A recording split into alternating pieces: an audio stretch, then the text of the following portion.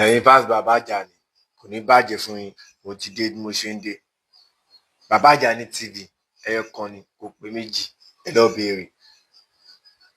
Ó ti yé yín. Bàbá ẹ̀yin ará mi, ẹ bá mi share fídíò yìí. Ibi tẹ́ ti ná owó tẹ́ fi ra dátà kò mà ní tán bẹ́ẹ̀.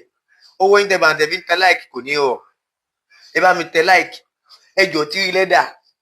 Bá mi ó ń kọ orin.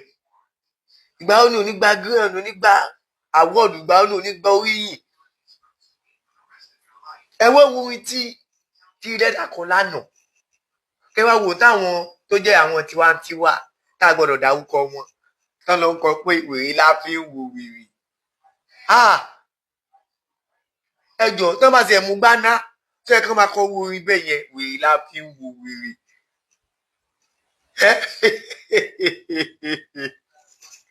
Ẹ̀yin gan pa mí, wèrè la fi ń wo wèrè. Níbi táwọn àwọn lọ́balọ́ba àwọn ìjòyè ńláńlá wà, wọ́n ní wèrè la fi ń wo wèrè.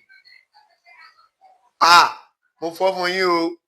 Ẹ̀yin fans mi, ẹ bá mi post fídíò yìí, ẹ bá mi share fídíò yìí, ẹ mọ ẹ ní rí comment, ẹ jọ̀ọ́ mo bẹ̀ yín, ẹ jọ̀ọ́.